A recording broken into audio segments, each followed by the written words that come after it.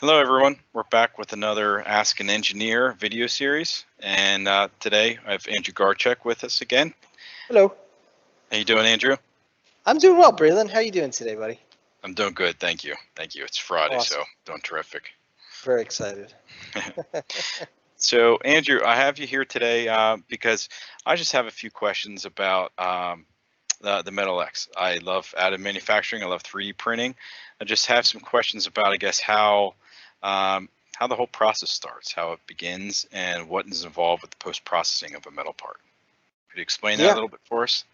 Yeah, absolutely. I think a good place to start would be to throw some slides up, and I'm just going to walk you through a couple slides, and then I have some actual visuals here, some parts, some materials, and I'll show you that afterwards. Sound good? Great. That sounds great. Let's get started. All right. Let's jump into some slides. Awesome. So the Metal X was developed by Markforged about 3 years ago, and I think they've got at least 500 systems out in the field across the world. So there's a lot of these out there. But basically, the problem is that traditional metal 3D printing, it had a lot of safety issues because it used loose powder, and that was created safety issues for not only the operator, but then also when the sinter was laser sintering that powder, it's potentially explosive. So suffice to say, lots of safety issues. And the cost, the DMLS machines can be upwards of $1 million. So this is a safe, much safer, more cost-effective way to print metal with additive manufacturing. So how does it work? So this is the process right here. Basically, you start off with a design, a 2D CAD drawing.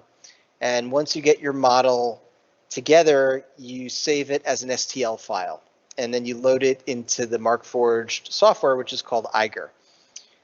Then you're going to print the part, okay? And the part is printed in a filament. So it's an FDM 3D printer. It's got a spool of material, but it's a very special filament. It's made out of powdered metal, wax, and binder. And Brelan, you might be thinking, didn't he just say that there's no powdered metal? Well, so I did, but the caveat there is there's no loose powdered metal.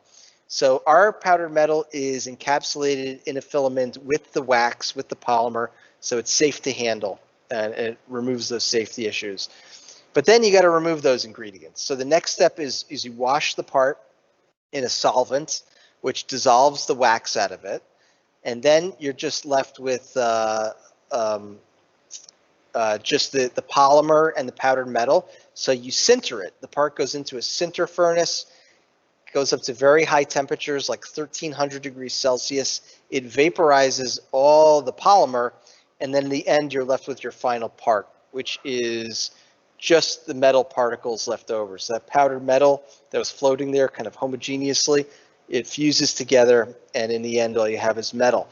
So what does that look like? A couple more slides here. Well, this is what the part looks like after printing. So you've got your metal, your wax, and your polymer.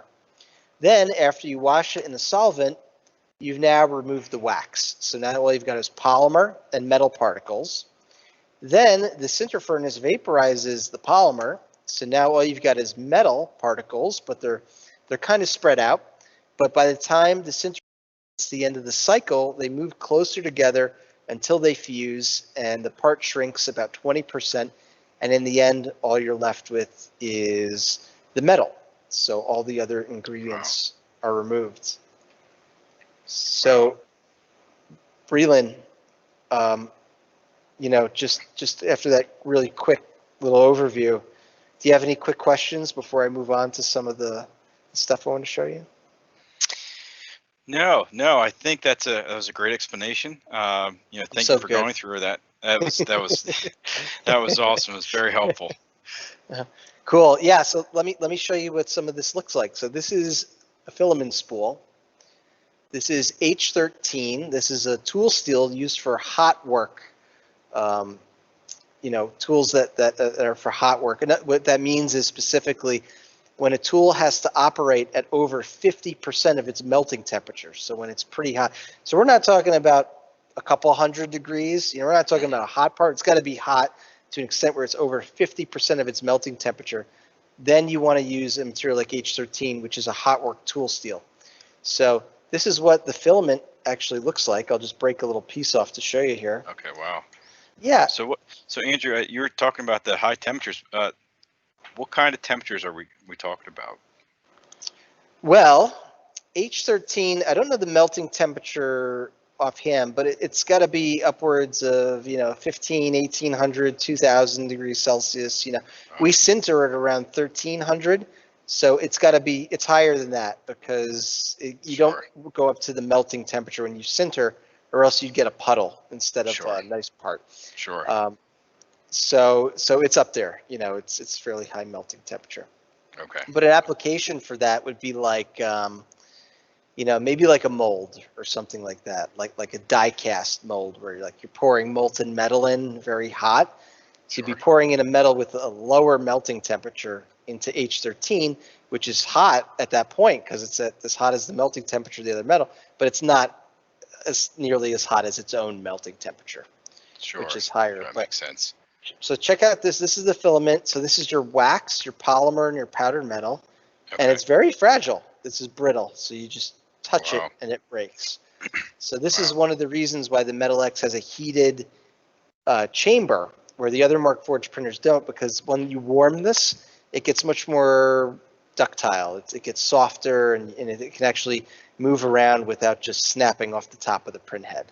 Okay. Okay. Great. So is that like a 1.575 millimeter, or what's the diameter of that?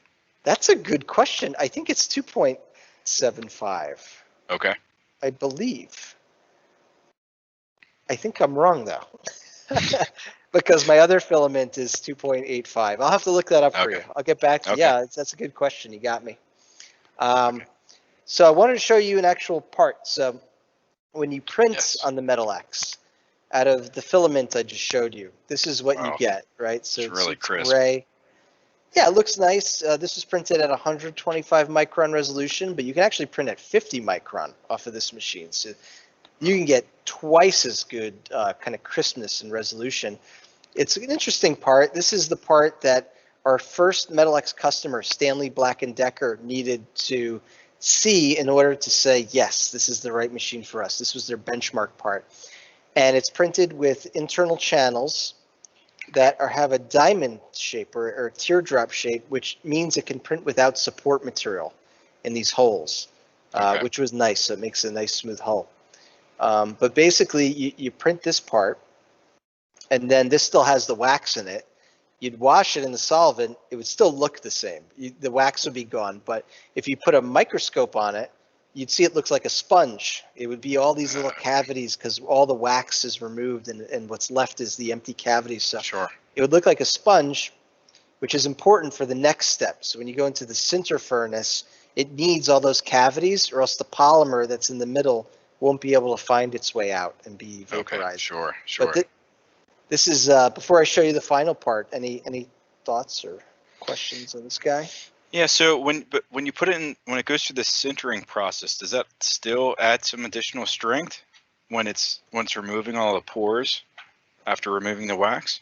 Yeah, I mean, this thing is like clay. Like I could break this without breaking a sweat. Sure. It's just like the filament, like I was showing you how fragile that is. So when it goes into the sinter furnace, actually it gets even weaker because then you dissolve all the wax out of it. So then it's actually even weaker. So it's pretty fragile.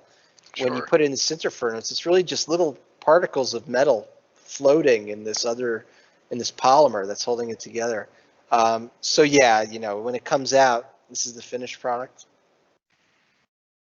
Oh, that looks great. I mean, it is, it's about 20% smaller. You've got a pretty decent shrinkage factor going on there. Wow. But yeah, when this comes out now, in the end of the process, I mean, this is metal. I mean, I could weld this, I could machine it, could just throw it, just don't even care. It's metal. Wow, that's great. That's great. That part looks really good after it's all done. This final process of the sinter. That looks great. Well, thanks for explaining that to us. That's very helpful. It really paints the picture now. Fills in all my questions. My pleasure, Brelan. My pleasure. Thanks for checking it out. Really Sure. appreciate it. Sure. Thanks for sitting in today, and we'll join you next time here on Ask an Engineer. Bye, everybody. Bye bye.